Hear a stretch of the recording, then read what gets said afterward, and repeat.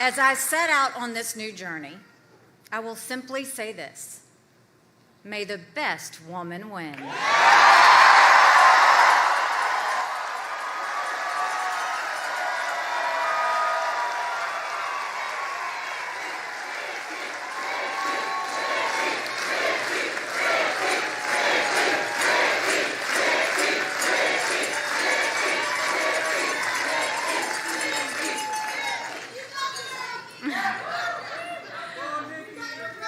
I got your back too.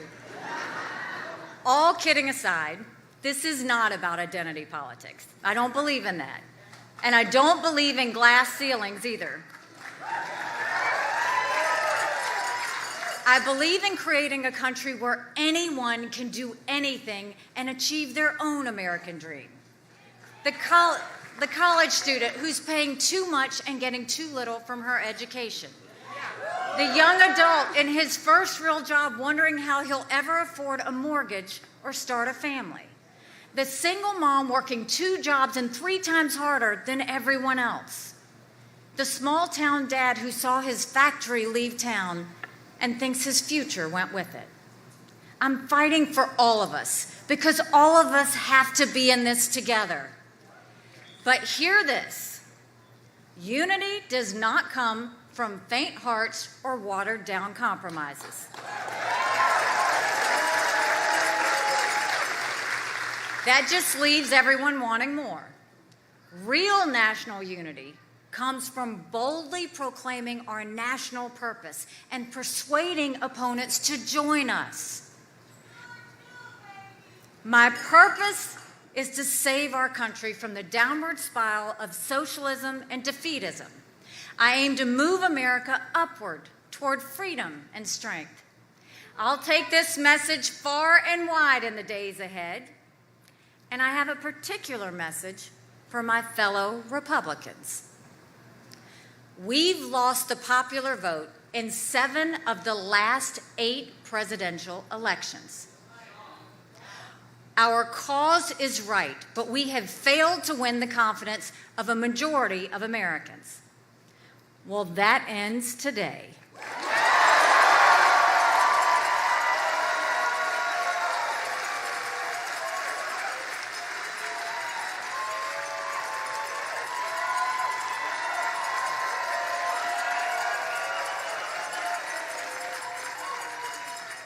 If you're tired of losing, put your trust in a new generation. And if you want to win, not just as a party, but as a country, stand with me. As my family and I start this journey, we ask for your prayers. And yes, of course, we ask for your vote. But there's something else we need even more. Something our country needs above all else. It's your spirit and your belief in America. Look past the failed ideas of the leaders in Washington and find the courage to be part of the solution. Cast off the fear that our best days behind us and join the movement for our country's renewal. See the same America I see and stand for America together with me. I'm more confident than ever that we can make this vision real in our time, because that's what I've seen my entire life. As a brown girl growing up in a black and white world, I saw the promise of America unfold before me. As the proud wife of a combat veteran, I saw our people's deep love of freedom and the determination to defend it. As governor, I saw our state move beyond hate and violence and lift up everyone in peace. And as ambassador, I saw that America is still the standard. Where we lead, the world follows. When we speak, the world listens. Who we are, the world wants to be. I'll never forget the day as ambassador when I stood on the Simon Bolivar Bridge between Colombia and Venezuela in South America. I watched thousands of Venezuelans walk by, holding their babies in the hot sun for hours to get the one meal they might get that day. Where they came from, they'd been killing zoo animals for food. They were fleeing socialism and yearning for freedom. When I left the bridge, the family started to gather around me. I didn't understand why they flocked to someone they had never met. And then it hit me. They didn't care who I was. They cared where I was from. In me, they saw America. And in America, they saw hope. The time has come to renew that spirit and rally our people. Our moment is now. Our mission is clear. Let's save our country and secure our future, and let's move forward together toward our destiny in a strong and proud America. Thank you. God bless you, and God bless America. And Nathan Valentine, wherever he is, there was only one legislator that was with me, and they stripped him of everything. Where are you, Nathan? We owe him a great bit of gratitude because he fought for South Carolina. But we passed voter ID in South Carolina, and we're better for it. We also passed one of the toughest illegal immigration laws in the country at the time. We made sure we had jobs in every county. We focused on, we got 35,000 people off of welfare and put them to work. We went into our prison systems and started putting equipment behind the fence so that we could train our inmates. And South Carolina now has the lowest recidivism in the country for what we did. On a courthouse in Colorado. That is not how we want our money spent. All while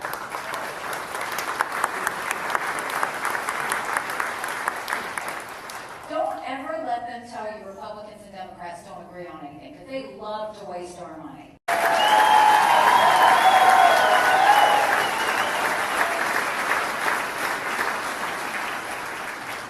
You know you're thinking it, right?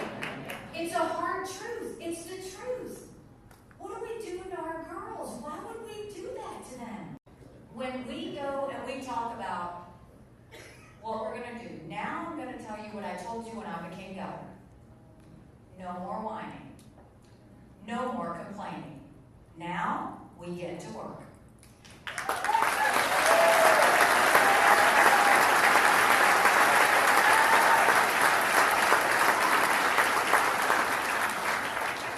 How do we look? When I become president, we will stop giving aid to any countries that hate America.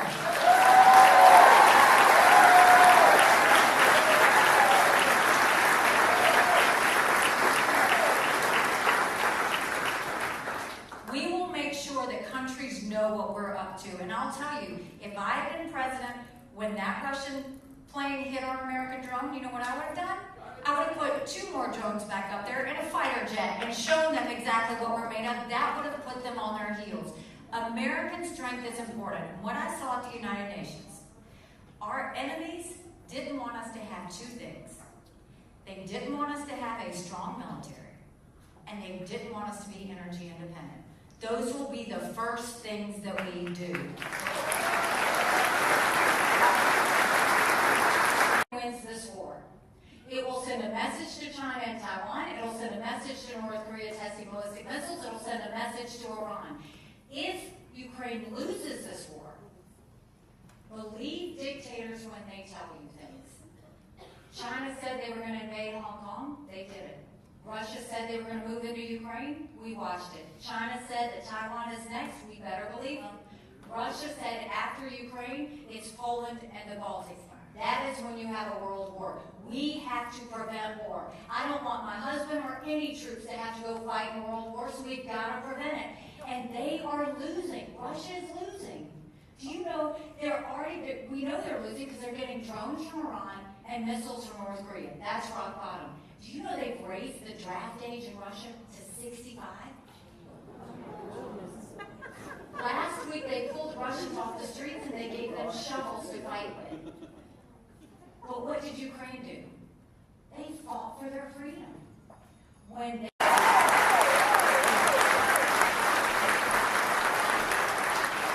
And yes, we need to have mental competency tests for any elected official over the age of 75.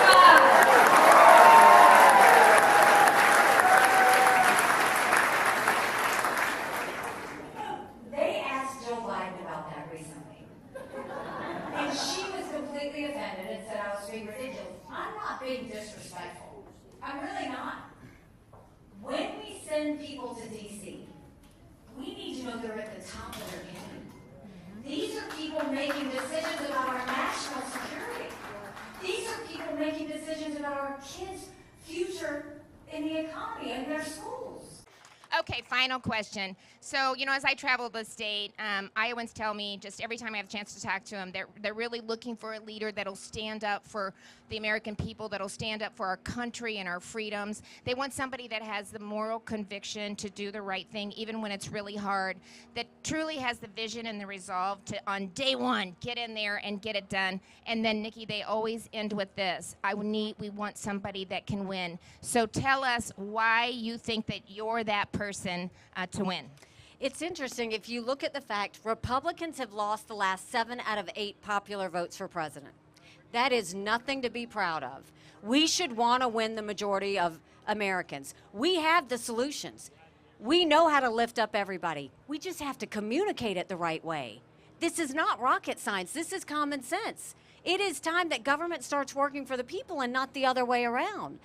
And, I'll tell you, in order to do this, we have to face certain truths. It is time for a new generational leader. It is time that we leave the negativity behind, the drama behind, and we focus on real solutions. We've got serious issues. We need new answers on this. We don't have time to play anymore. China and Russia and Iran are winning right now, and the American people are losing. So what I'll tell you is, in order to do that, it's going to take a lot of courage. Courage from everybody here. Courage for me to run, and courage for every one of you to know, don't complain about what happens in a general election if you don't play in this caucus. It matters. It matters. We want to set a record. So I want to set a record. You're going to help me do it, right? Can I Yes. say that? Yes. And I will tell you this. Somebody asked me why I was running. My parents came here 50 years ago to an America that was strong and proud and full of opportunities. I want them to know that America again.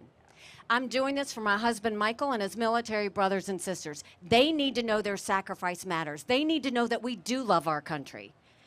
I'm doing this for my daughter, who just got married, and I saw how hard it was for her and her husband to buy a home. And I'm doing this for my son, who's going to be a senior in college. And I am tired of him having to worry about writing papers he doesn't believe in just to get an A. That's not us. That's not America. And now 78% of Americans think their kids won't live as good of a life as we did. We can't be okay with that. I'm not okay with that. We have a country to save. But if you will join me and go to NikkiHaley.com, I promise you our best days are to come. Let's go. Give it up for Nikki Haley. God bless you. So I want to let you know the reason why I'm here tonight is because of the debate and you telling the hard truths. We haven't had a politician to say the hard truths that need to be said. My concern is you can say, and you have a lot of great ideas, you can say, I'm going to do this, I'm going to do that, but when Congress isn't working, how can you get your ideas through when Republicans don't want to work with the Democrats and they just want to blame each other, and it's been a standstill for years and years and years? How can you change that? So I had a similar situation when I became governor. And so the first thing, in going and cleaning out your agencies, when you do that, your legislature or Congress takes notice because you've done the work first. So the first thing, when they go and see me rolling heads in agencies and cleaning it up and making them show a return on investment, it sends a message to Congress that they have to do the same thing. They have to also show the taxpayers a return on investment. They have to also give money back. They have to control the spending. They have to balance a budget because all the rest of us have to balance a budget. So it sets the tone. The other thing is you pick a few things that we can win on first. I always say it's kind of like being home. You go and you get something so that they can remember what it's like to win.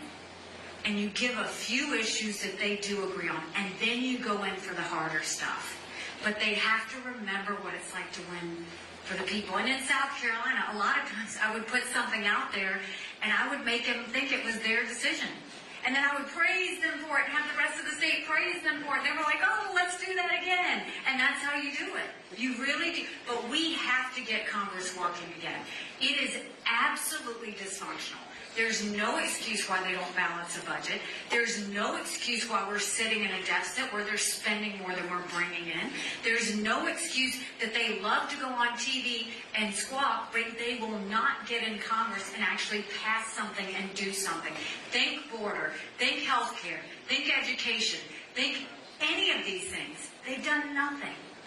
And so we will put the pressure from the outside in and remind them to get to work. And when you have a working president that's working hard, but more than that, understands bureaucracy, they'll get to work quick. You know, when I was at the United Nations, it was my first week, and there was a lot going on. So think of drinking from a fire hydrant. And somebody at the U.S. mission at the United Nations got on the phone with the press and told them what I was going to be doing. It was none of it was anything I was going to be doing. And I got so upset, and I told my team, I said, find out who that is, and I want them fired. You're never going to guess who it was. John Kerry's sister. I kid you not. She worked at the U.S. mission at the United Nations. And I said, I don't care if it's John Kerry's sister. Get rid of her. And they said, you can't. We've got her for 6 more months. And I said, you get her key pass, and you get her computer, and I will pay her to sit home for 6 months. And we paid her to sit home for 6 months. And guess what? It sent a message to every other person in the U.S. mission at the United Nations that we weren't going to put up with that. And that was all we needed. You have to set the tone. You have to let them know you're going to hold people accountable, and you're going to make examples of people if you have to. And that's what I'll do as president. Thank you. Thank you. So we have the solutions to get our country back on track, and we will do that. But the first thing we need to acknowledge as a country is we have to end this national self-loathing that has taken over. The idea that they say America's bad or rotten or racist. I was elected the first female minority governor in history. America's not racist, we're blessed.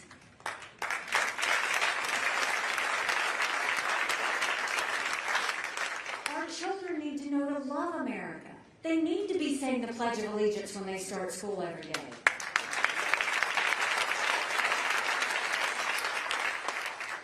You know, a couple months ago, I dropped my husband, Michael, off at 4 a.m. for another year-long deployment.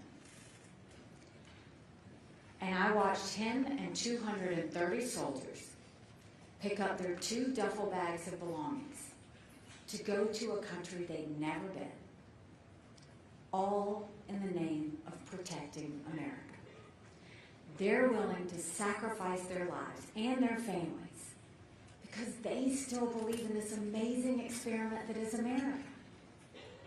So if they're willing to fight for us there, shouldn't we be willing to fight for America here? Because we have a country to save.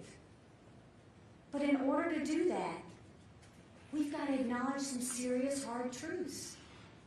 Republicans have lost the last 7 out of 8 popular votes for president. That is nothing to be proud of. We should want to win the majority of Americans. But in order to do that, we're going to have a new generational conservative leader. We've got to leave the past headlines behind us, and we've got to look forward to these major threats that we have and come up with these solutions that we change with the times. That time is now. I know we can do it. But to do that, it's going to take a lot of courage. Courage from every single person here. Courage for me to run. And courage for every one of you to remember, don't complain about what happens in a general election if you don't play in this caucus. It matters.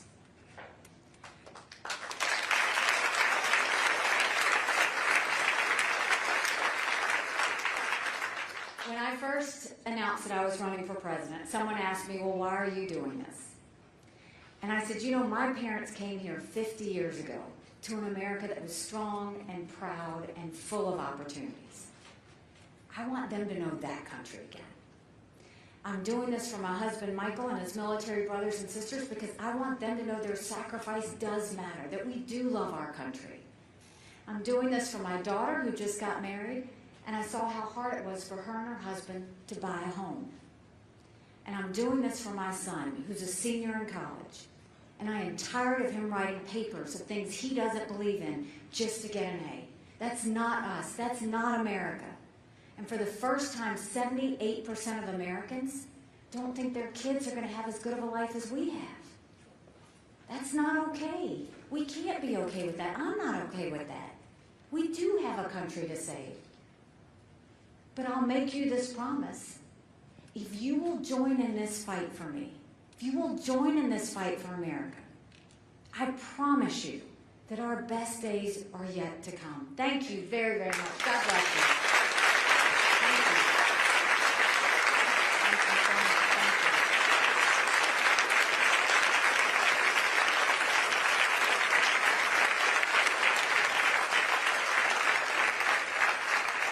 you. Now let's talk about national security. Did you ever think we'd look at the sky and see a Chinese spy balloon flying over us? It was a national embarrassment. You've got Russia invading Ukraine. You've got Iran building a bomb. You've got North Korea testing ballistic missiles. You've got China on the march. But make no mistake, none of that would have happened had we not had that debacle in Afghanistan. The idea that my husband and his military brothers and sisters who served there had to watch us leave Bagram Air Force Base in the middle of the night without telling our allies who stood shoulder to shoulder with us for decades because we asked them to be there. Think about what that told our friends. More importantly, think about what that told our enemies. And now we're facing the biggest threat we faced since World War II. China has been planning war with us for years. And that's not me being dramatic. They're already here. They've already infiltrated. They bought 400,000 acres of U.S. soil, most recently near Grand Forks Air Force Base, where our most sensitive drone technology is. They bought the largest pork producer in the country, right here in Iowa. They're putting millions of dollars into universities, stealing our research, and spreading Chinese propaganda. You freaked out when there was a Chinese spy balloon? What about this? 90% of our law enforcement drones in America are Chinese. So think about all the mini spy balloons and the surveillance that they have right now. You've got the fact that there's certain technologies we never want China to have because they go and threaten America and they help China, the Chinese Communist Party, yet the Biden administration gave them 70% of those requests last year. Then you go and you look at the fact that we've got a spy base off the shores of Florida on Cuba. It's only a matter of time before they put Chinese military there. We can't let that happen. You look at the fact that we're looking at the fentanyl situation. We've lost more Americans than the Iraq, Afghanistan, and Vietnam wars combined. 75,000 Americans just last year. Then you look at what China's doing with their military. They've built up their military. They now have the largest naval fleet in the world. They have 350 ships. They'll have 400 ships in 2 years. We won't even have 350 ships in 2 decades. They're doing artificial intelligence. They're doing cyber. They're doing space. They've developed hypersonic missiles. We've barely gotten started.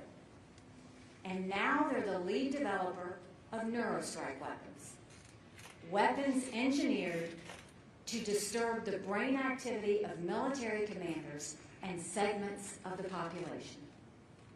That's who we're dealing with. You can't appease a communist party like that. Not when they're that focused, not when they're that clear on what they want to do. The only thing China's going to respond to is strength.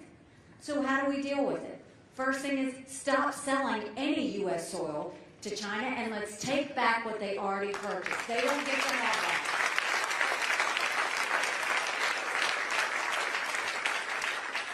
We'll go to our universities and we'll say you either take Chinese money or you take American money, but the days of taking both are over. We'll get that Chinese infiltration out of our universities.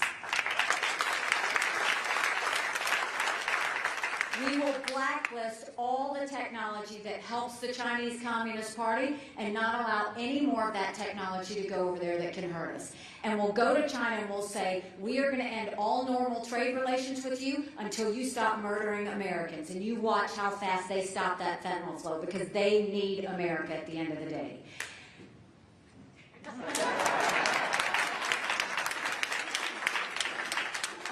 I think you should give them that time before we go.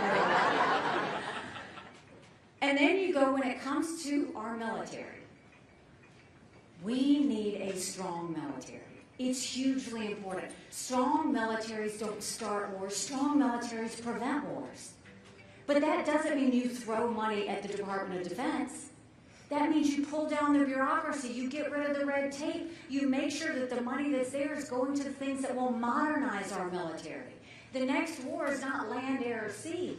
It's land, air, sea, artificial intelligence, cyber, and space.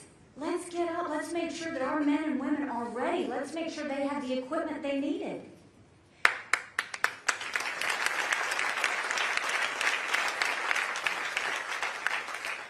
They have to stop playing favorites with defense companies, and they have to start doing what's in the best interest of our military.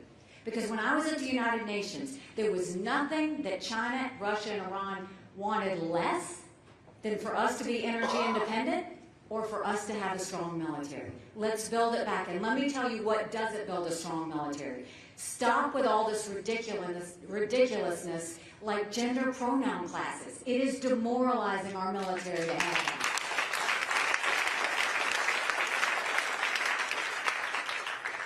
So we had the solution. Oh, let me say this because this is becoming more of a hotbed. I know there's a debate about whether we should be involved in Russia and Ukraine. Don't ever forget, before the Olympics, when President Xi and Putin held hands and named themselves unlimited partners. A win for Russia is a win for China. They know that. Putin has made it very clear that once he takes Ukraine, Poland and the Baltics are next. Those are NATO countries. Then we're in a war. We are trying to prevent war. I don't want my husband or any other military members to have to go fight anywhere. So the way we do that is make sure we give them the equipment and the ammunition to win. They are doing incredibly well.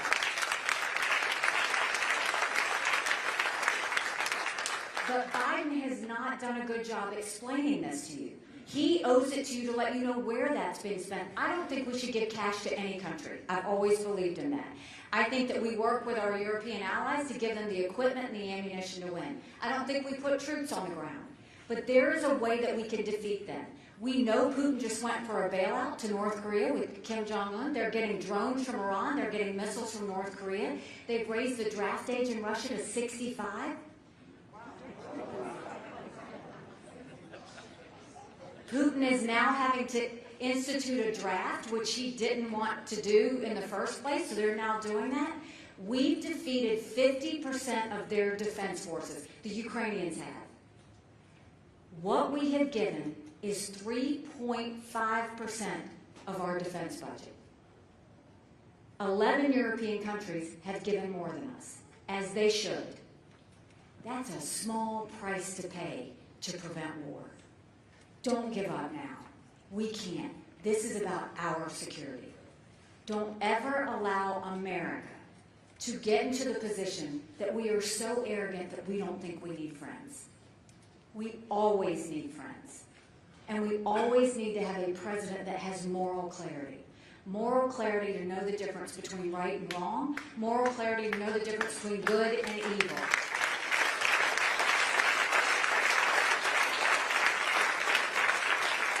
What separates you from other candidates on the trail in New Hampshire? And also, why shouldn't New Hampshire Republicans form a mind around the former president? I mean, first of all, I have been a chief executive. I have been a governor. I know how to deal with bureaucracy. I know how to lead it. I've also been in the foreign policy world. I dealt with China, Russia, Iran, North Korea, Israel, the Palestinians every day for 2 years. Every day, not a couple of times a year, every day. I know the threats that face us in the world, and I know what it takes to keep Americans safe. And I think people are ready for a new generational conservative leader. We feel the momentum on the ground in Iowa. We feel it in New Hampshire. We feel it in South Carolina. And we're going to work hard to earn every single Granite Stater's vote. Hey, Ambassador, since the terrorist attack, you've been talking about the need for moral clarity in leadership. You worked for the front runner in this race. We've heard his comments this week. Does he have moral clarity? The problem is, I mean, this is what I've been saying. When I say we need a new generational leader and we have to leave the baggage and the negativity and the chaos of the past, you look at what's happening now. What do we have? We've got Democrat chaos with inflation. We've got it with the lack of transparency in the classrooms. We've got it with open borders. We've got it with crime on our streets. And now we've got it with threats around the world. You don't fix Democrat chaos with Republican chaos. He is so focused on the past. He keeps talking about him, and he keeps talking about, you know, headlines of the past. We need someone that's looking forward. We can't afford a President Kamala Harris, and if you keep living in the past, that's what. But does he have the moral clarity to lead right now? Well, I think to go and give credit to Hezbollah, to go and congratulate the Chinese Communist Party like he did, and to go and criticize the head of a country who just saw massive bloodshed? No, that's not what we need in a president. What we need in a president is someone who knows the difference between good and evil, who knows the difference between right and wrong. I'm going to work hard to make sure every American is kept safe, and I'm going to work hard to make sure we have the backs of our allies. What is your pathway to beating Trump in this primary? Well, first of all, I'll say what we've done right now. We've done over 100 events in Iowa and New Hampshire. That doesn't count all the events we've done in South Carolina. We're touching every hand. We're shaking every hand. We're answering every question. I'm the last person to leave, and we're working hard to show them not what the problems are in America, but what the solutions are in America. And what we're going to do is we're going to fight to earn every single person's vote. Why are we getting the momentum we're getting? It's because we are identifying with real people. We know that they're feeling inflation in the grocery store and the gas pump. I'm going to count it. I know what we need to do to get that back on track. We know that they're feeling crime on the streets. We need to have the backs of our law enforcement. We know that they want transparency in the classroom. As a mom, I know parents have one job. They deserve to know what's being said or taught to their children in the classroom. We know that there's an open border, and I know that the biggest national security threat is if those terrorists come into America and we have another 9/11. We've got to do everything we can to stop it. And we know that there are threats abroad.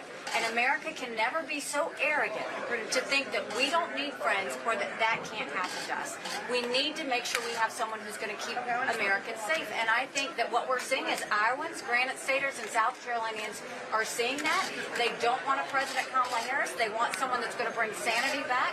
And they want someone who's ready to sit there and work and serve them. And I'm going to do that. And that's why I think we're doing that. When it comes to, you know, everything else, we're seeing we're second in Iowa, second in New Hampshire, second in South Carolina. There's one more we got to overcome. We'll do that too. Love you too. Thank you. Shabbat Shalom. You know, I want to first say just a special point to Vice President Mike Pence.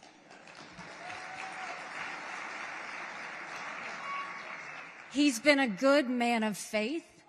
He's been a good man of service. He has fought for America, and he has fought for Israel, and we all owe him a debt of gratitude.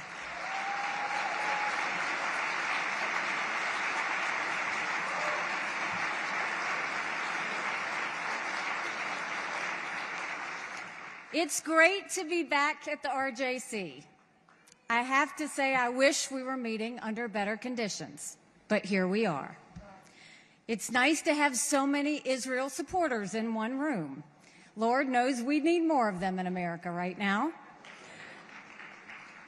The world is on fire, but here in America, we're acting like it's September 10th when we were blind to the world's dangers. We need to remember what it felt like on September 12th. America has to get this right for the sake of our brothers and sisters in Israel, for the sake of the American people. We need to wake up. We need to regain our moral clarity. And we don't just need to remind ourselves about the difference between good and evil. We need to commit ourselves to ensure that good defeats evil. That means fighting anti-Semitism in Congress and on college campuses.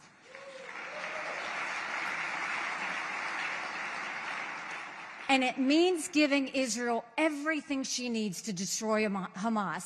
Eliminate Hamas once and for all. Finish them.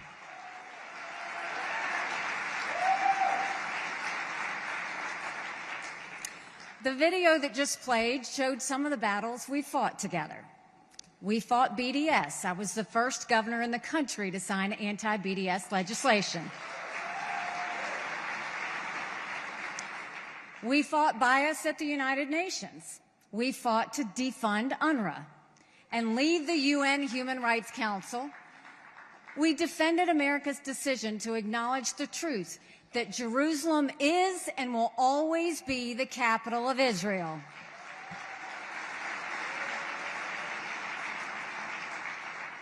We won a lot of important victories, but the reason we won is what I want to discuss today. We won because we stood on principle. In this room, we understand the fundamental difference between right and wrong, between good and evil. And when we see evil, we must always meet it head on, not with half steps and empty words, not with fear, but with strong action and a full-throated defense of the truth. America needs that spirit now. We need leaders who stand on principle without apology and without exception. And nowhere do we need that kind of leader more than in the Oval Office.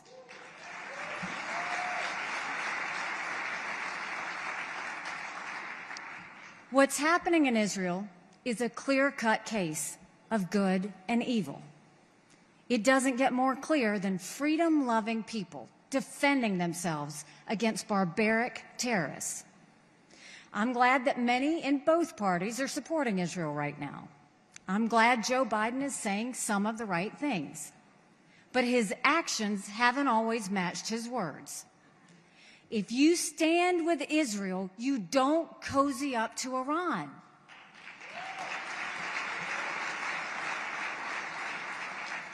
Biden followed in Obama's Iran-sympathizing footsteps by helping Israel's #1 enemy.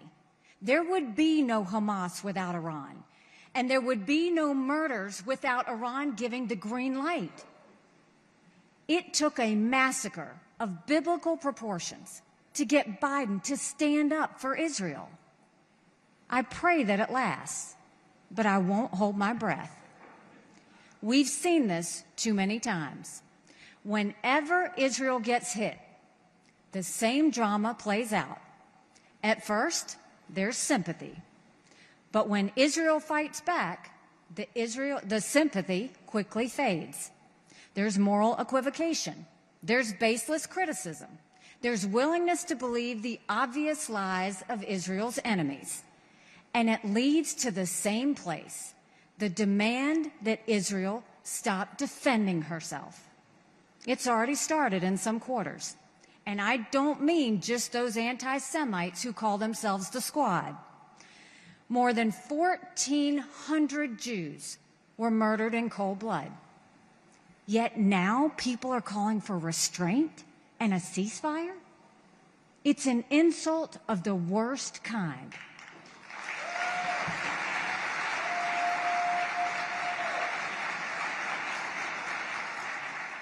Tune out the noise. It's not enough to say never again.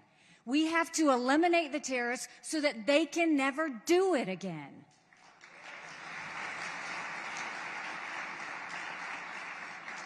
America can never be neutral between good and evil. We must always pick a side. And we serve our own national interests best when we side with good. This principle matters now more than ever. But it doesn't just apply to Israel. Good and evil are at war around the world. Ukraine is a peaceful, pro-American country. The dictator of Russia is evil. He's a war criminal who's guilty of genocide. We should give Ukraine what it needs to kick Russia out of its country.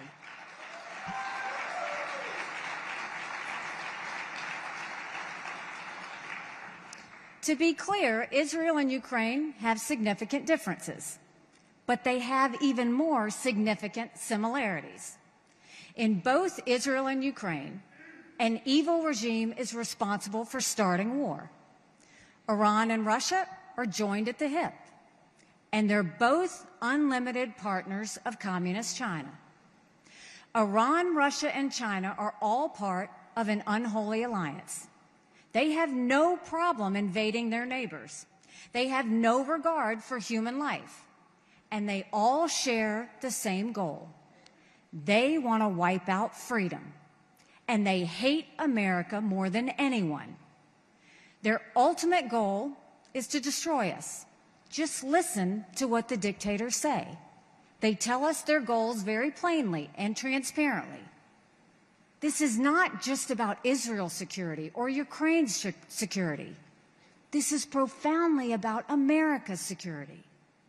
It's shocking and appalling that so many of our leaders and would-be leaders don't get this.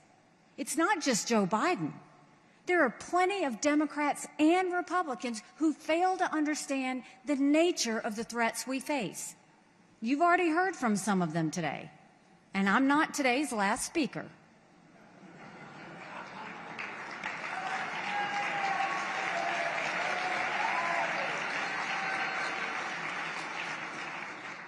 Mark my words, those who would abandon Ukraine today are at risk of abandoning Israel tomorrow.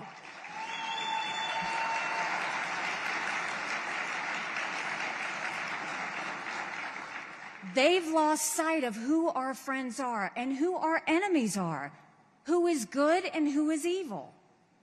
That is not what you want in the Oval Office. History will record that Donald Trump was a pro-Israel president. Getting out of the Iran deal was necessary. Recognizing Jerusalem as Israel's capital was a wrong made right. The Abraham Accords were historic. I'm happy to give President Trump the credit he deserves.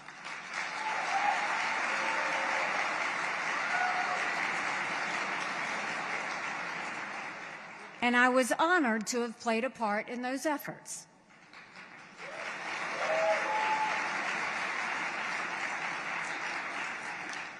But as Americans, we need to ask a critical question. We all know what Trump did in the past. The question is, what will he do in the future? We are living through the most dangerous period in our lifetimes. It feels like Jimmy Carter's 1970s. But the better comparison might be the 1930s. There's war in Europe. There's war in the Middle East. Communism is on the march, not in the Soviet Union, but in China. Like the 1930s, the darkest forces on earth are aligned against freedom. And all too often, they want to wipe out the Jewish people by any means necessary. As a military wife whose husband is currently deployed, and as the mom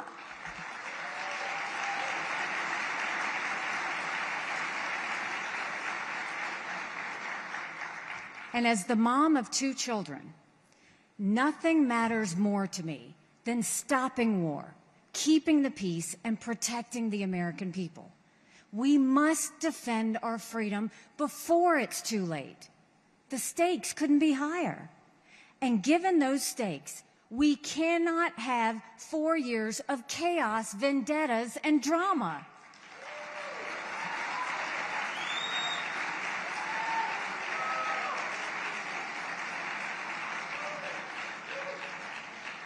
We can't afford to go down that road, not now. 8 years ago, it was good to have a leader who broke things. But right now, we need a leader who also knows how to put things back together.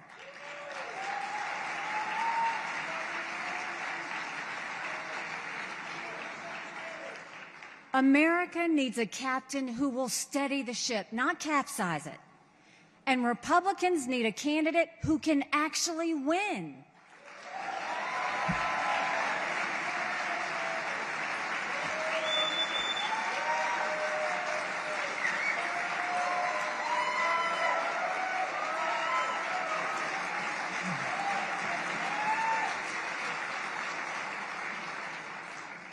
We can't let Joe Biden get reelected. He's bad enough. But even worse is waiting in the wings. A vote for President Joe Biden is a vote for President Kamala Harris. We can't survive a President Kamala Harris. Every poll shows that I easily beat Biden and Harris.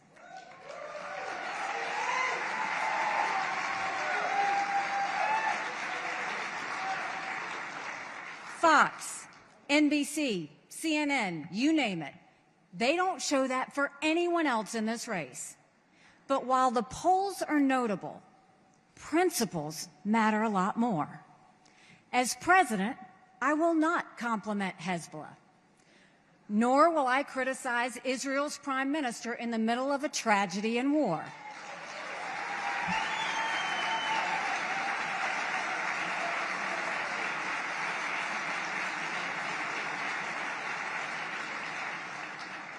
We have no time for personal vendettas. I will also not compliment Chinese Communist President Xi, nor will I call North Korea's Kim Jong-un my friend.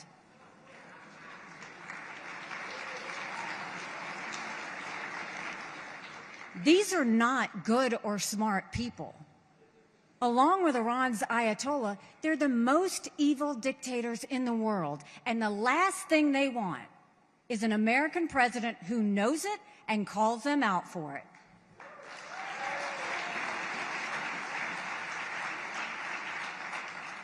They want us to stay divided, distracted, and morally confused. And let me remind you, with all due respect, I don't get confused.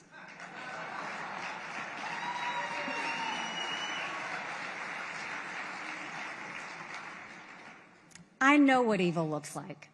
I dealt with it every day at the United Nations. I will rally the forces of good to prevail with the kind of strength that leads us to peace. As president, we'll rebuild our military. We'll stand with our friends, and we'll stand up to our enemies. We don't need to do that with blank checks and American troops.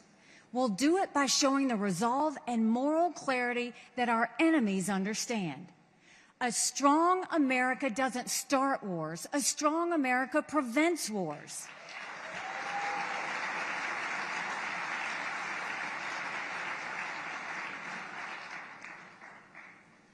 There's so much more that I could say today, not only about the challenges we face abroad, but also the serious problems we face at home. Our open borders, our nearly $34 trillion national debt, our failing schools, which are leaving an entire generation of children behind. The list is far longer than it should be. Rest assured, as president, I'll tackle every challenge we face with grit and grace, and with courage and conviction.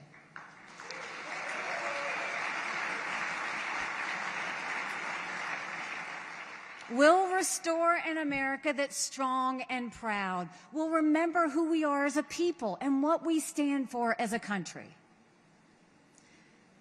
But October 7th reminds us of the evil that exists in the world. It's a day that should live in our minds forever. And it kicked off a crisis that will be with us for some time. Make no mistake, the heartbreaking pictures will continue to roll in. The stories of brutality will grow more numerous and more painful. We know it. And we know what lies ahead will not be easy. But nothing has ever been easy for the Jewish people or for Israel. Maybe that's because God knows their strength and their spirit. God knows his people have many lessons to teach the world. I have to be honest. It's hard to know this happened after we prayed never again for so many years. Those words used to be so powerful, and now they feel empty. Our duty today is to give that meaning once again, and that starts by leaning in on what we know is true. The truth is, we have a good God, and we know that His goodness lives in our world. We saw it in the countless stories of heroes of October 7th. We saw it when Israel's colors lit up the Empire State Building, the Eiffel Tower, and the Brandenburg Gate. We saw God's goodness in the outpouring of support that descended on Israel from around the world. And while evil is trying to claw its way back, God's goodness is still clear, and it always will be. And so I do have hope. We will get through this. Israel will get through this, and she'll come back stronger than she ever was before.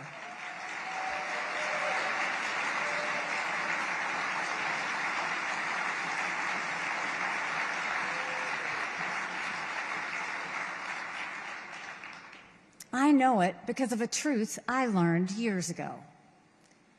No one can destroy what God has blessed. And not only has God blessed Israel, God has blessed those who stand with her. And I promise, if I have any say in this matter, America will always stand with Israel. God bless you. God bless America. God bless Israel. So you gave it to me. As I go around and try to talk to people about you and evangelize for you, I come up with two questions. One, why you left the UN unfinished job. Two, your side, the right side of the attack ad against you right now about your role inviting the Chinese into South Carolina, which I know, but your answer to us now will help us defend when somebody comes up and says something about that. Absolutely. And first of all, when you think of a presidential election, or at least the way I look at it, it's about relationships and trust, right? You need to be able to trust the person that you're electing. So first I'll tell you, it's amazing to me because it's only politicos that question why I left the UN after 2 years. It's also why I believe in term limits. People think you have to stay forever and that makes you a great politician. In the 2 years I was there, we moved the embassy from Tel Aviv to Jerusalem, and I fought and was able to make sure that we did that on the world stage. We literally got ourselves out of the Iran deal, and we fought to pass the hardest sanctions against Iran. I negotiated with China and Russia to pass the largest set of sanctions in a generation against North Korea, and we stopped them testing ballistic missiles.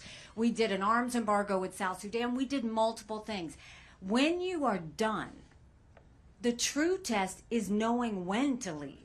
It's not knowing how long you can stay. It's knowing when to leave. I got a lot done. And I knew, okay, when you get it done, you step away and you let someone else fill in. That's what I did. I won't apologize for that. The second thing is, you know what? God bless Ron. I mean, Ron has literally spent millions on ads that have been considered, literally claimed false from anyone from CNN to Newsmax. Every one of them have claimed them to be false. Did we recruit Chinese companies? 10 years ago, yes, I recruited a fiberglass company. What's his excuse? He did it 6 months ago. So what? If you kick, I kick back. Look, what we need to understand, there's not a governor now or in the past that didn't try and recruit Chinese companies. There's not a household in America that doesn't have Chinese products. The goal is now. What I saw at the United Nations when I dealt with the Chinese every day, they are on a mission. They're on a mission, and we have to see it for what it is. Biden and Yellen want to tell you that China is a competitor. I can tell you for every day of those 2 years, China never saw us as a competitor. They saw us as an enemy. We have got to start treating them the way they treat us. That's the answer to how you deal with China.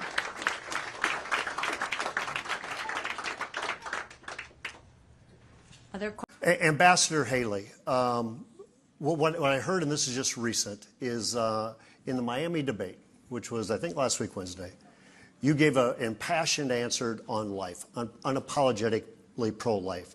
And you talked about how to message it, and that we're deeply divided, and it's a person.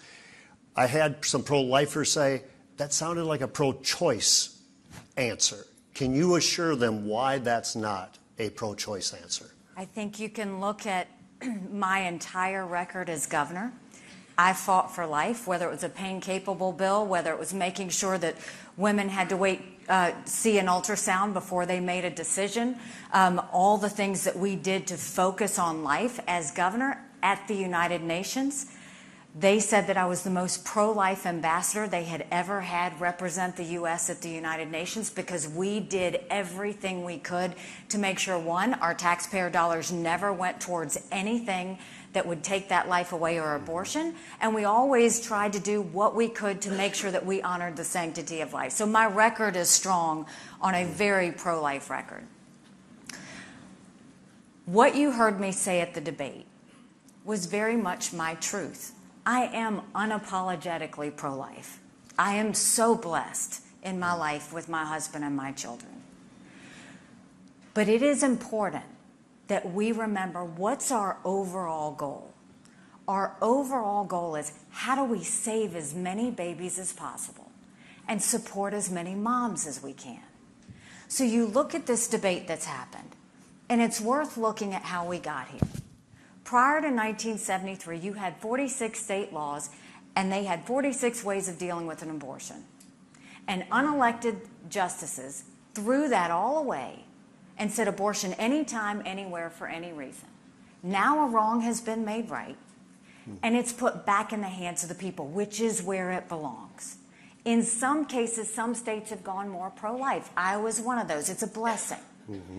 In other cases, these states have gone more pro-choice. I wish that wasn't the case, but the people decided.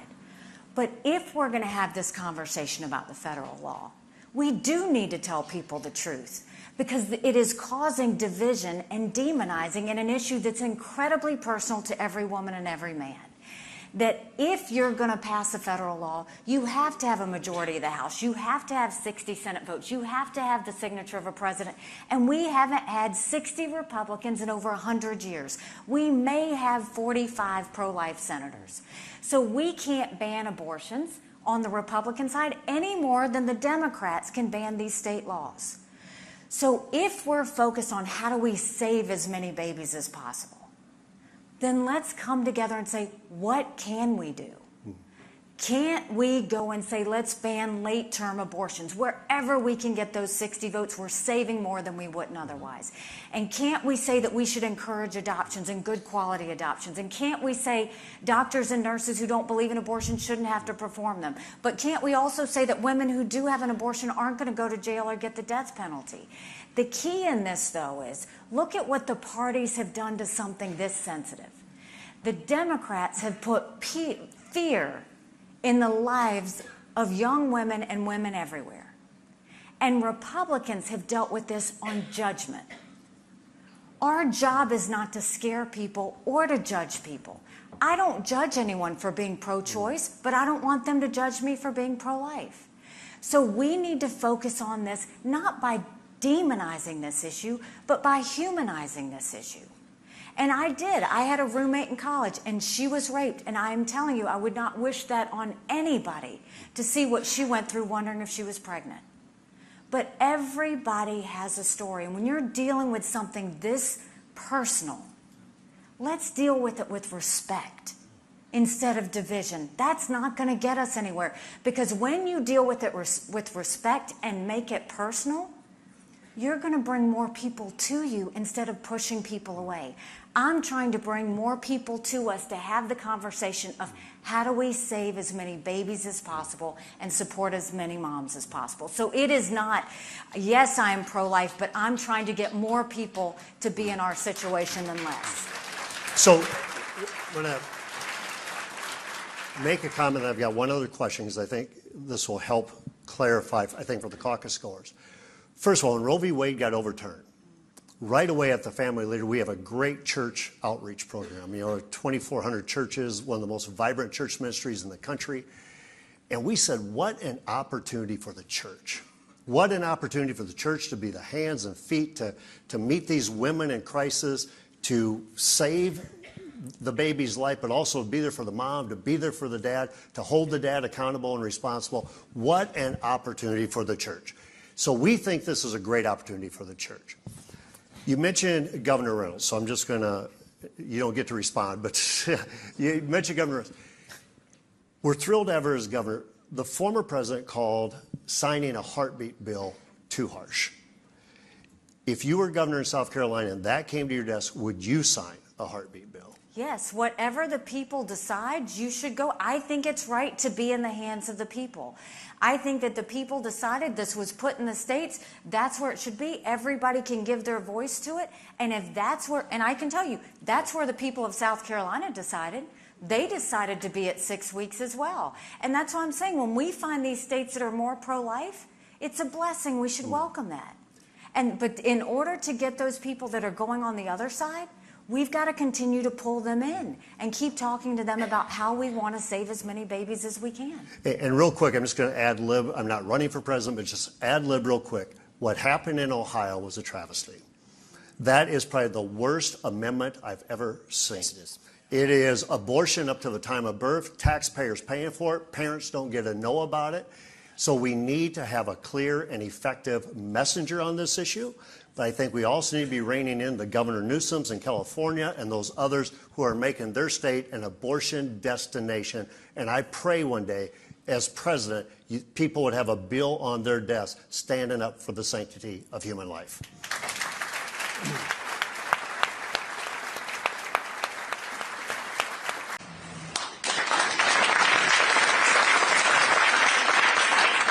Elected, how would you address climate change? Good question. Climate change. So first of all, without knowing your political affiliation in here, we all want clean air, right? We all want clean water. We all want to know that we're going to leave a world in a good place for our kids and our grandkids. That's a given. So the question now is, how do we do it? And the way we do it is we have to, again, acknowledge some hard truths. America has always done a great job constantly focusing on cutting emissions. I saw as governor, we'd have companies come in and they would always build green buildings, not because I gave them incentives to do it, but because they wanted to be good stewards. And so now we see a situation where we've got emissions that we do need to focus on. But put the blame where the blame belongs. The biggest polluters right now in the world are India and China. And when I was at the UN, we got ourselves out of the Paris Climate Agreement. Why? Not because we didn't care about the environment, but because we did care about the environment. Because America had put all these regulations on ourselves to be a good steward of the environment. And you know what China's plan was? They would deal with it in 10 years. I can promise you, 10 years never comes. You look at all the coal production that they are doing, they haven't even stalled it. They continue to build coal plants constantly, and no one is stopping them.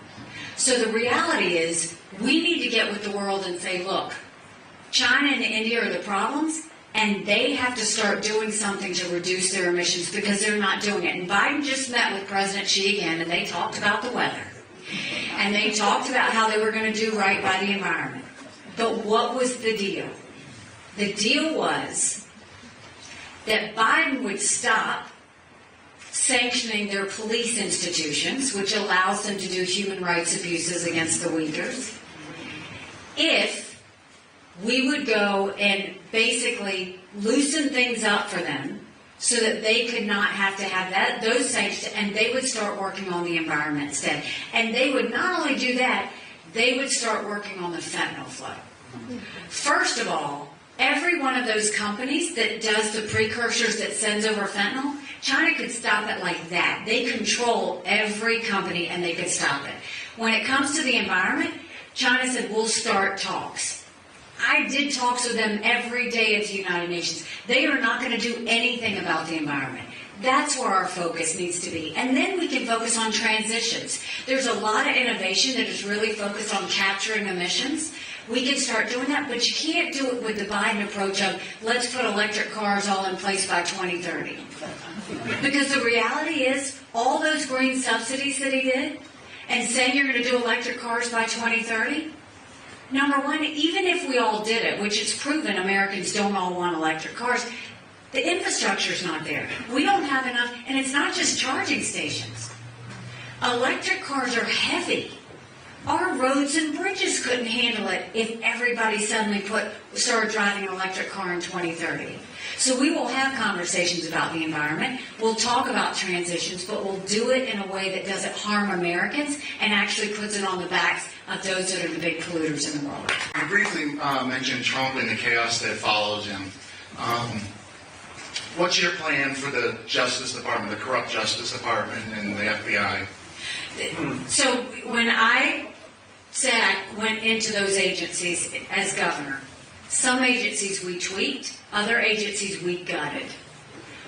You look at what's happening in the intelligence agencies, their mission is completely off. I honestly think we're going to have to gut the intelligence agencies and gut the Justice Departments because, one, the intelligence agencies, when they get more politically focused than they do mission focused, look, we've got threats all over the world. Yes, sometimes I'll tell you, Democrats can feel like a threat. But the reality is, that doesn't mean you pick on other parties. We don't do that.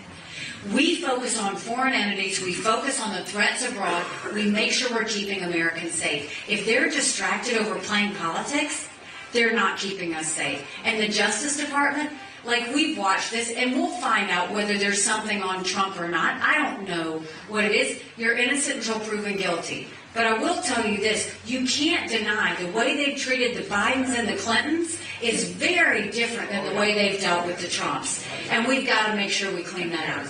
And literally calling parents domestic terrorists, you know they're completely off focus with that. It's hard to find anything good. Congress could have dealt with any one of those things, right? But we're not getting anywhere from Congress. Don't you think it's finally time we had term limits in this country?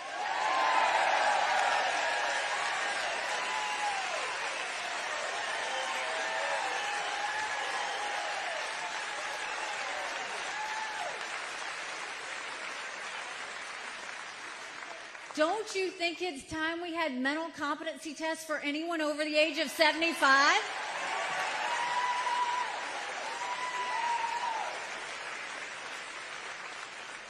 Now, let me say this.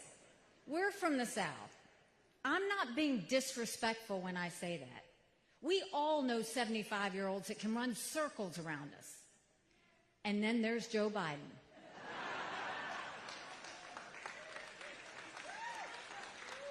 But the reality is, the Senate has become the most privileged nursing home in the country.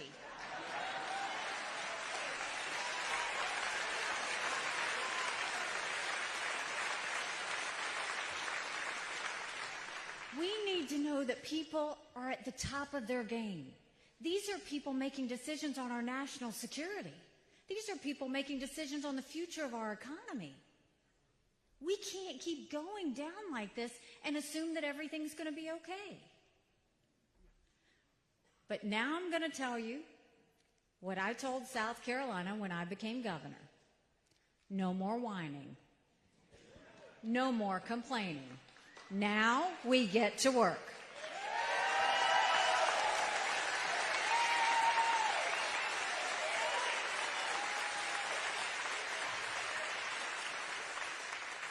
So how do we fix it? Let's start with the economy. The first thing we do is we claw back the $500 billion of unspent COVID dollars that are still out there.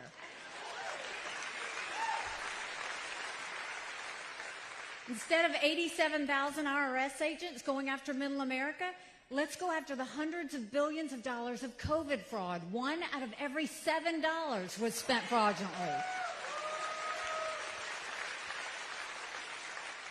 If 8% of our budget is interest, quit borrowing. Cut up the credit cards. You have to balance a budget every day. I had to balance a budget as governor. Why is Congress the only group that refuses to balance a budget?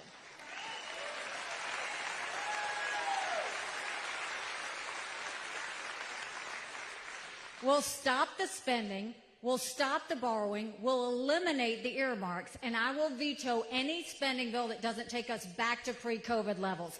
That will save us trillions.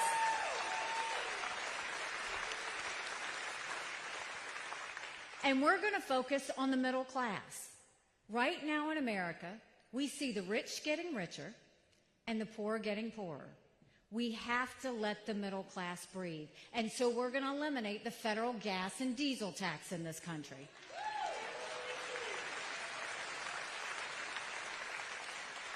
We're going to cut taxes on the middle class and simplify those brackets. And then we're going to make the small business tax cuts permanent.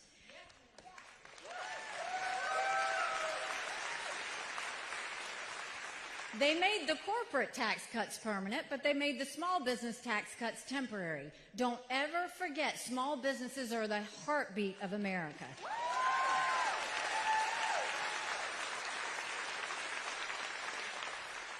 So that's how we'll focus on getting our economy back on track. Now let's talk about what we're going to do when it comes to education. In South Carolina, we knew if a child couldn't read by 3rd grade, they were 4 times less likely to graduate high school. So we started holding our kids back. We brought in their parents. We did reading remediation programs, and we were determined to set them up for success. We've got to do that all over our country. We have got to get our kids reading again.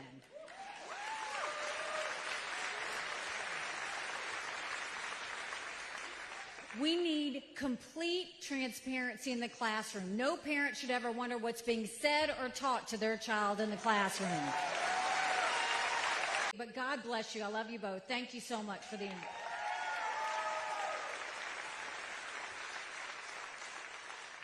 So let's go back and think about some things. We've been through a lot together. When I became governor, South Carolina was hurting. We had 11% unemployment. We had thousands of people on welfare, and South Carolina was the butt of the jokes. And so we had some work to do. But we all got together, and by the time I left, we were building planes with Boeing. We were building more BMWs than any place in the world. We brought in Mercedes-Benz. We brought in Volvo. We had 5 international tire companies, and they were referring to us as the beast of the Southeast, which I still love.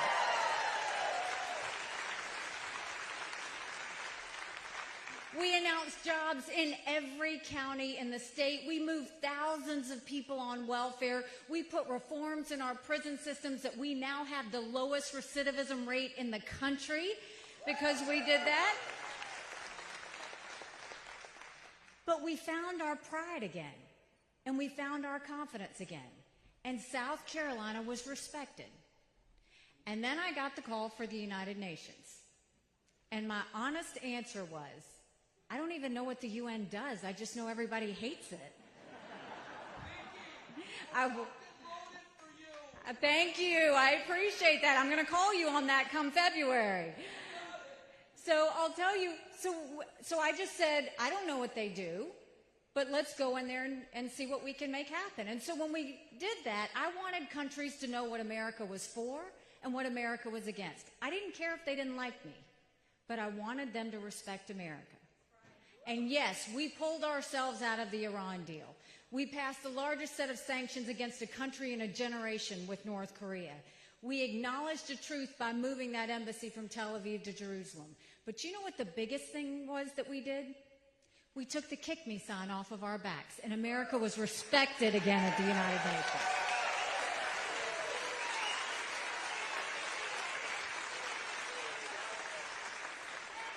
Now I'm running for president.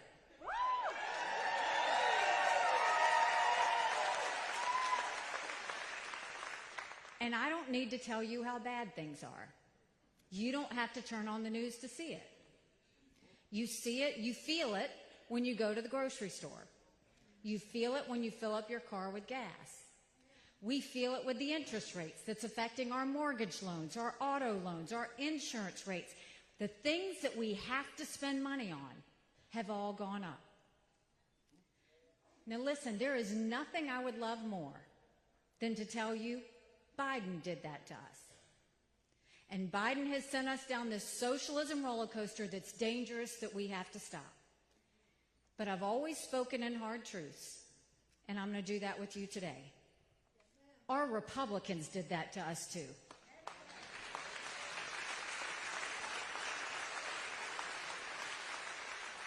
You go back and look at that $2.2 trillion COVID stimulus bill they passed with no accountability, that expanded welfare, that we now have 100 million Americans on Medicaid, 42 million Americans on food stamps. That's a third of our population.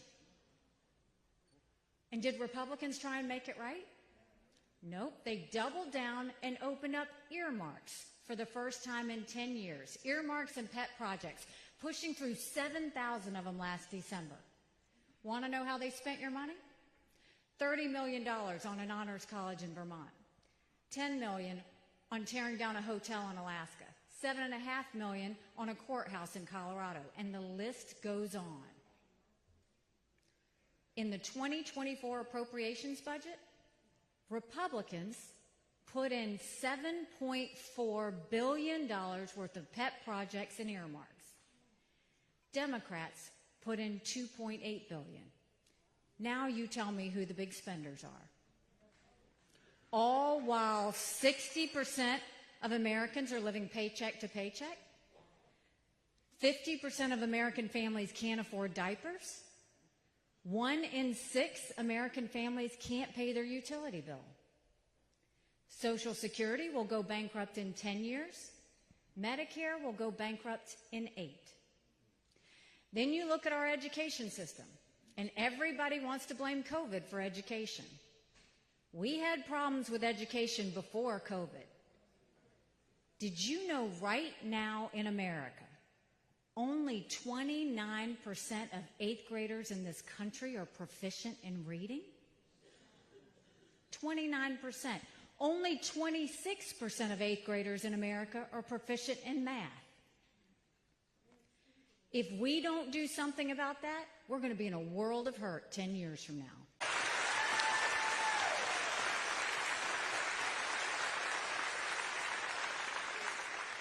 So now let's talk about our number one national security threat, China. China has been preparing war with us for years, and that's not me exaggerating. They're already here. They've already infiltrated our country.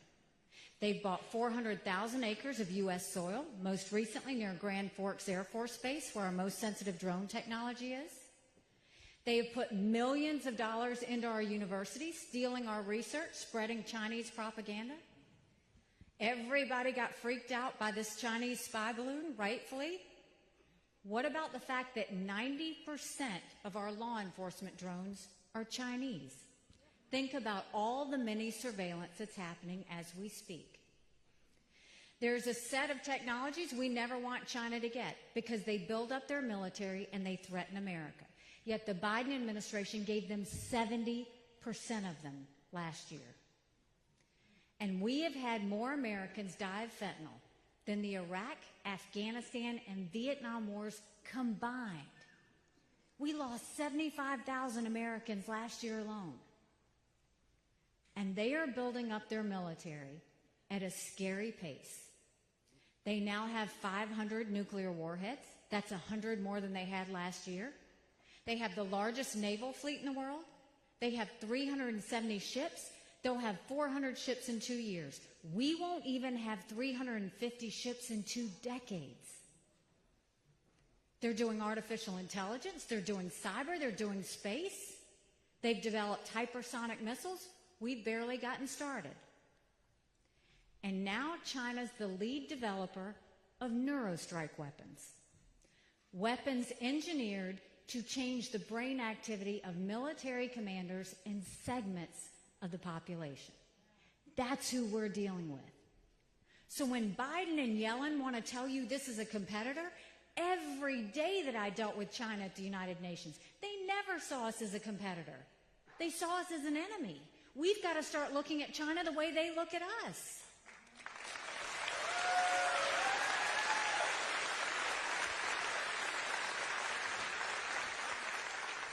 So how do we deal with China? You first start by making sure that we stop selling them any U.S. soil and we take back the land that they have already purchased.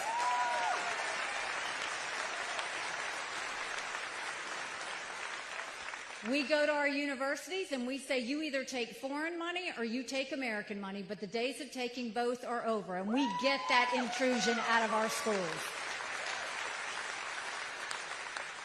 We blacklist all the technology that goes to China that builds up their military, and we tell them we are going to end all normal trade relations with them until they stop murdering Americans with fentanyl. You watch how fast they move.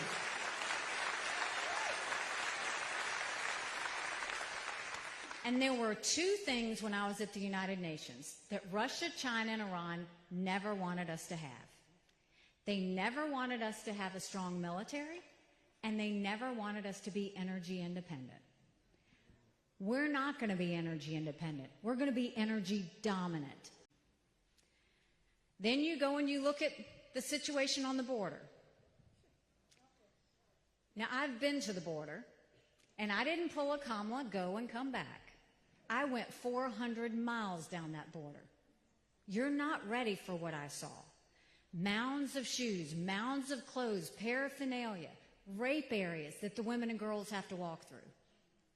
When you get up in the morning, you get your coffee and you watch the news. When these ranchers get up in the morning, they get their coffee and they see if anybody died crossing the fence. They pick up whatever little kids are left behind and turn them over to Border Patrol. I met with multiple sheriffs. They said before 7 a.m. they round up whatever illegal immigrants they can find. They turn them over to Border Patrol. Border Patrol documents them and releases them until their court date years from now. And when I asked Border Patrol about their jobs, they said, you want to know what we do? We're glorified babysitters. They don't let us do our jobs. 7 million illegal immigrants have crossed that border. We had enough fentanyl cross the border last year that would kill every single American. Number one cause of death for adults 18 to 45? Fentanyl. And don't think for a second China doesn't know what they're doing when they send it over. And then my parents taught me, you take care of those who take care of you. I'm going to ask you if we're taking care of those who take care of us. But in order to do that, we've got to acknowledge some hard truths. Republicans have lost the last 7 out of 8 popular votes for president. That is nothing to be proud of. We should want to win the majority of Americans. But the only way we're going to do that is if we leave the negativity and the baggage behind and we go towards a new generational leader.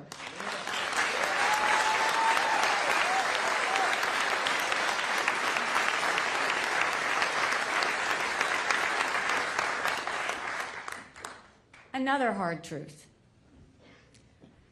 I believe that President Trump was the right president at the right time. I was proud to serve America in his administration. I agreed with a lot of his policies.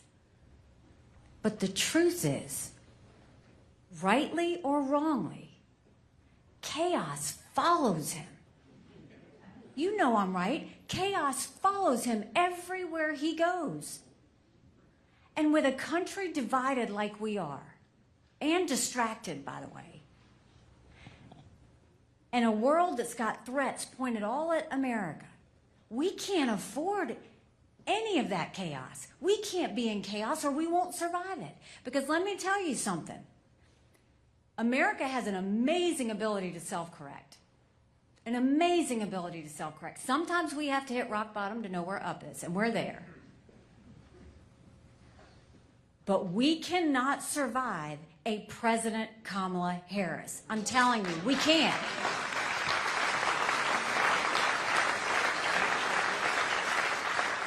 A vote for Joe Biden is a vote for Kamala Harris. No matter how you look at it, that is what we're looking at.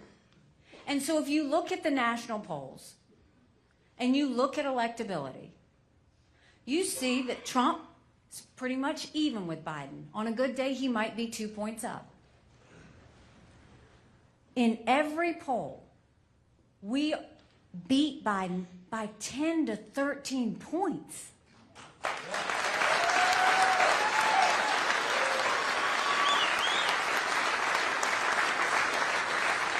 So this isn't just about the presidency. This is about governorships up and down. This is about House seats. This is about Senate seats. This is about truly righting the ship to get us back to where we need to be. We can do this. I know we can. But in order to do it, it's going to take a lot of courage. Courage for me to run, and courage for every one of you to know. Don't complain about what happens in a general election if you don't play in this primary. It matters. Yes, sir. What are the first three things you want to do? As president, what are the first three things I want to do? It's not what I say, it's what I've done. And what I did as governor is exactly what I will do as president. The very first thing I did was I replaced the head of every agency, whether they were doing a good job or not, because you got to freshen it up and clean it up. The second thing I did was send people into every one of those agencies to clean it up. Pull down old regs, pull down bureaucracy, get them mission focused again, get rid of problem children. It's a big issue when you're dealing with government. The third thing I did was I gave them 90-day benchmarks. They had to start showing a return on investment to the taxpayer and start proving to the taxpayer their worth. And then we saw that agencies were spending because they were worried they wouldn't get the same amount of money the next year. So we put all of their spending online so that everybody could see it. And then we incentivized them to start giving money back to the taxpayers. And magic happened, because then they started to compete against each other. That is the first thing, because when you go and set the tone with your agencies, in some cases we tweaked agencies, in other cases we gutted agencies. But when you set the tone with your agencies, then you go to Congress. And I inherited a legislature when I was governor where the average age that they were elected was when I was 7 years old. So here was someone they thought was way too young, and oh my God, she's a girl. But what we did was we found things, we gave them a couple of easy things in the beginning to let them know what it felt like to win again. And then we started pushing the harder things. We've got to get Congress working. It is a huge stump that we're all dealing with. We've got to get them working. Then we will focus on the economy, because we've got to make sure that we bring the cost of everything down and get more money in your pockets. We will focus on getting kids reading again, and then we will let the world know that American strength is back. That's what we'll do immediately. Thank you.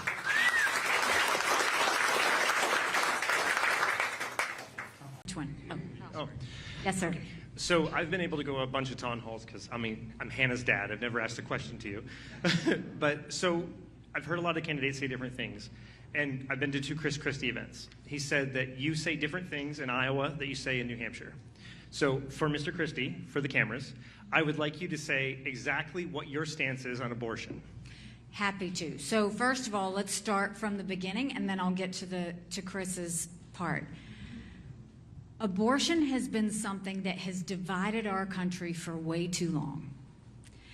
I think abortion is personal for every woman and man in America, and it needs to be treated that way.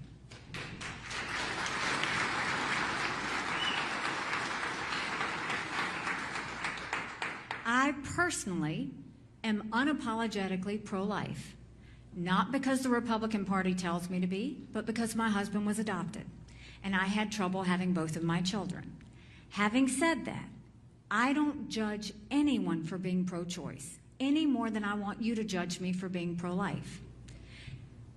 But let's talk about how we got here. Prior to 1973, you had 46 state laws on abortion. And in 1973, unelected justices threw out those 46 state laws and said abortion anytime, anywhere, for any reason. I think a wrong was made right when the unelected justices said that was not our place to do, this should be in the hands of the people. So that's what's happened, and that's the right place for it. Some states have gone more pro-life. I welcome that. Some states have gone more on the choice side. I wish that wasn't the case, but the people decided. So it's always a good thing when the people are deciding. But when it comes to a federal law, which is what's being debated at the presidential, they haven't told you the truth. In order to have a federal law, you have to have a majority of the House, 60 Senate votes, and a signature of a president. We haven't had 60 Republican senators in over 100 years. We might have 45 pro-life senators. So no Republican president can ban abortions any more than a Democrat president can get rid of those state laws. So what do? Is there a place for a federal law? I think there is. But the only way is if we have consensus. So can't we agree on just banning late-term abortions? Can't we agree on encouraging adoptions and good quality adoptions? Can't we agree that doctors and nurses who don't believe in abortion shouldn't have to perform them? Can't we agree that contraception should be accessible? And can't we agree that no state law should say to a woman who's had an abortion that she's going to jail or getting the death penalty? Let's just start there.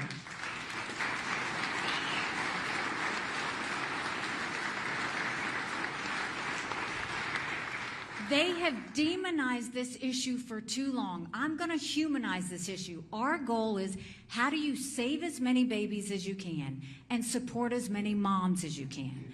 I had a roommate in college who was raped. I wouldn't wish on anyone to go through what she went through wondering if she was pregnant. Everybody has a story. Let's be respectful of their story. So when it comes to my friend Chris, and he is a friend of mine, when it comes to that, he's saying I said one thing in Iowa and one thing in New Hampshire. Well, it's because I was asked two different questions. The question asked in Iowa was, if you were governor of South Carolina and they sent you a 6-week bill, would you sign it? And I said, yes. If the people decided on 6 weeks, I would have signed it. But if we're talking about a federal law, I'm not going to put you through that unless we have 60 votes and we find consensus. It's two totally different things. That's not having two different views. That's actually very consistent. But what I will promise you is the days of demonizing that issue are over.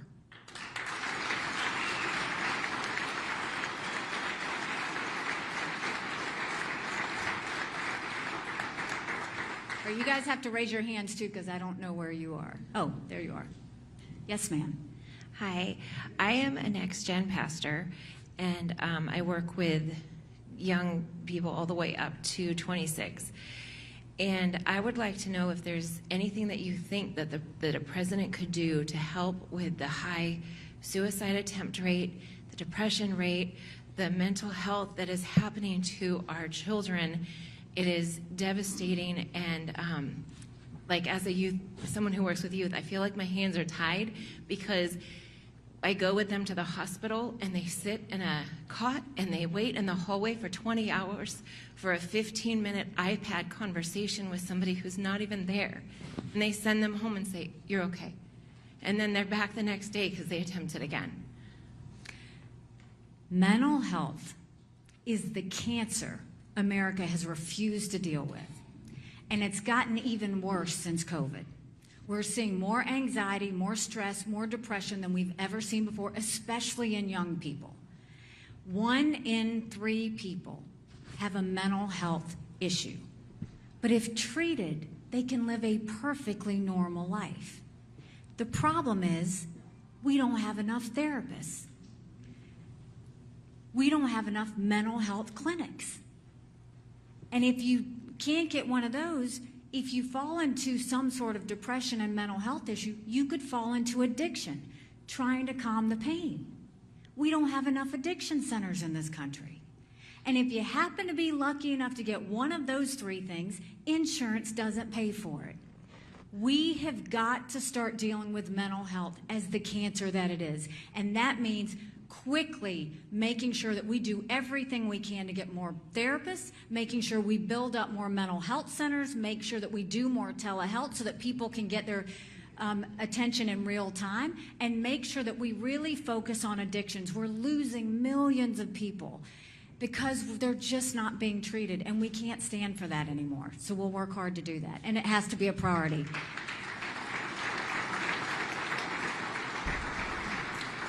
Yes, ma'am. Thank you. Mrs. Haley, it's so great to have you back. Thank you. I love the way you talk about hard truth, so here comes a hard truth.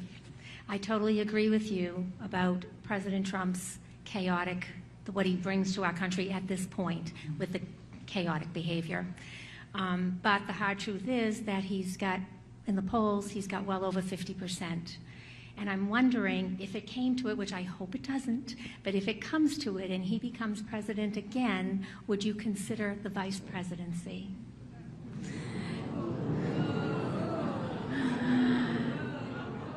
It's not that big of a deal of a question, I'm just saying. Because what you have to know is I don't play for second. I've never played for second.